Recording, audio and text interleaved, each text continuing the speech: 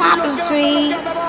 Ridicache, Thierry Duval-Destia, Ridicache, Franck Diva, Maharaja deuxième, Maharaja qui revient sur Ridicache, Maharaja les deux favoris, Ridicache, Infinity Foura, Ridicache, Franck Diva, Thierry Duval-Destia, Maharaja est deuxième, Olga Bilouette c'est troisième, Oriol Garcia quatrième, Quatergenti cinquième. Bonjour à tous les amis et bienvenue sur ma chaîne YouTube. On se retrouve pour le quintet de vendredi, donc direction l'hippodrome de Paris-Vincennes, le prix Neptuna en Réunion 1 course 4, départ 17h30. 2850 mètres grande piste, 3 en tête, 11 au 25 mètres, donc autant vous dire que les 25 mètres vont être avantagés. Quintet pour femelles de 6 à 10 ans qui devrait sourire à ses favorites. On démarre tout de suite la sélection.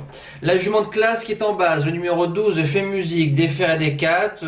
La seule contre-indication que je peux vous dire d'entrée de jeu, c'est qu'elle peut être un peu loulou sur les allures. Quand on fait deuxième du prix des Centaures, Saint-Arcalantre, Flamme du Goutier et Freeman Dowell, autre montée, ça veut dire que sous le capot, il y a un moteur. Très forte à l'attelage. Bon chrono, faut faire attention les 200-300 premiers mètres, si c'est le cas. C'est une vraie mobilette, je serais déçu de ne pas être dans le couplet gagnant avec cette jument-là.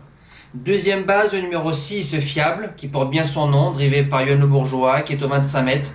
Une jument déferrée des postérieurs qui ne déçoit que très rarement. Il vient de faire troisième ferré au Mans. Auparavant, sur l'hippodrome d'Anguin, elle rend 25 mètres très facilement. Il y a un bon petit lot, très performant de grande piste, avec Yo-Yo, ça doit finir dans les 3. Le challenger, le numéro 7, Flya Kaluma, c'est une jument qui n'est pas à 100%. Elle aurait été 100%, je l'aurais mis deuxième base. Je m'explique. Une jument qui a battu facilement des chevaux cet hiver sur ce tracé-là, des Firello, des Forum Mélois, des Fast Domino. Donc c'est des mâles et des ongles très très bons, très très durs. La fille de Royal Dream vient de faire une semi-rentrée distancée sur le programme du Mans, donc j'aurais aimé qu'elle ait un bon parcours du début jusqu'à la fin. Gabriele, Angel Poupou, mais Alexa Brivard, la fille de Royal Dream, doit au moins finir dans les 5. Premier outsider, le 14, Erdelios, une jument, les 10 dernières fois déferrée des 4, 10 fois dans les 5. 2100, 2008 au 25 mètres. Elle fait tout ce qu'on lui demande. Maintenant, il n'y a plus trop de marge de manœuvre. On est à 240 000 euros de gain. C'est la plus riche. C'est forcément une course visée. Elle doit finir, je pense, même au 25. C'est une véritable sniper 3-4-5 d'une telle course.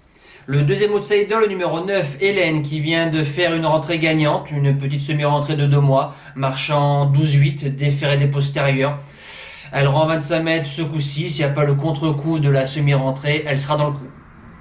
La suite du pronostic, le numéro 11, Electra Duvivier, qui a gagné l'épreuve de référence dans un lot moins fort, mais elle a bien gagné, une jument de classe. De toute façon, les Duvivier, c'est toujours une souche excellente. La fille de Password, cette fois-ci, trouve Jean-Michel Bazir. Elle sera sous-cotée, j'y compte.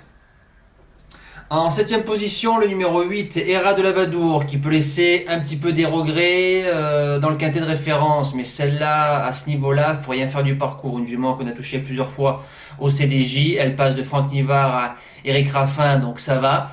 Niveau du pilote, je pense que la course de référence du quintet, ça lui a donné une bonne leçon. Elle a repris du moral. Maintenant, face à de telles juments, c'est pas facile. La Maestria d'Eric Raffin, 4-5e, pourquoi pas. Et je termine avec le numéro 10, Evita Perron. Vous avez vu, ça va être des juments très en vue, donc je pense qu'il va falloir trouver l'ordre. Evita vient de faire une bonne rentrée de 4 mois, 3e. Jument dur, Mata Brivard qui est dessus. Voilà, faut voir s'il n'y a pas le contre-coup. Maintenant, le lot est bien meilleur, je la garde quand même en bout de sélection.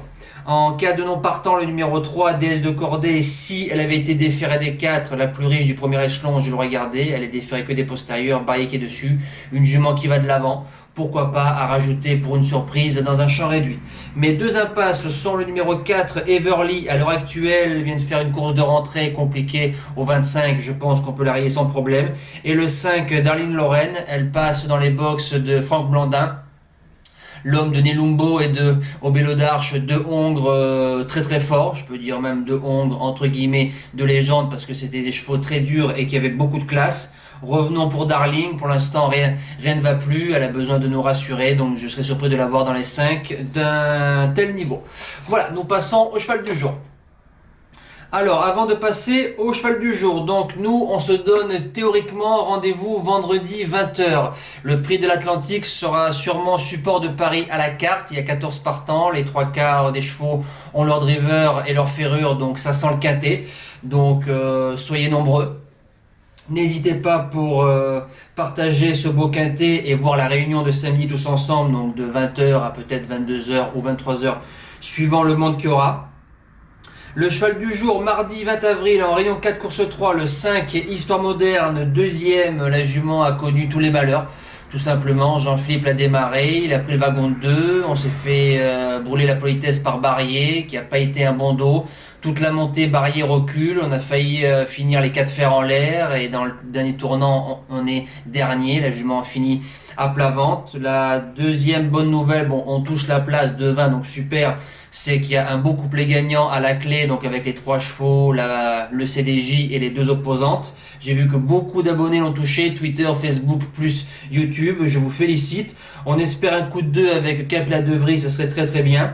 Et pour vendredi 23 avril, en réunion 3, course 6, le numéro 9, Fakir Dubourg, qui retrouve l'hippodrome de la Prairie. Un cheval qui a marché 13,5 2 fois, une fois en tête et une fois au même échelon. Il trouve Jérémy Condette sur le dos, de nouveau des fers et des 4. Il court à 15 jours, donc il aura eu le temps de récupérer. Tous au même échelon, c'est un bon petit lot, c'est un cheval qui se monte de l'avant. J'ai pas sorti spécialement des opposants parce qu'il y a 5-6 chevaux qui peuvent gagner et certains sont pas en forme, certains sont certains sont un peu voilà. Je pense qu'on peut faire attention au numéro 5, Falto des Léandiers, qui reste sur 3 victoires, et un degré moindre à la rigueur, le numéro 14, Flane Herold. Donc voilà, ça peut être les 2 chevaux que je peux sortir, mais ça reste un lot très ouvert. Le nôtre, je pense, c'est devant mes chances. Si Jérémy Condette arrive à le faire bien respirer, il peut finir dans les 3, et pourquoi pas une belle victoire. Voilà, je vous souhaite un bon visionnage, un excellent futur week-end, et on se retrouve très prochainement pour une toute nouvelle vidéo et un futur live. Merci à tous, ciao. Tell me pretty lies, look me in the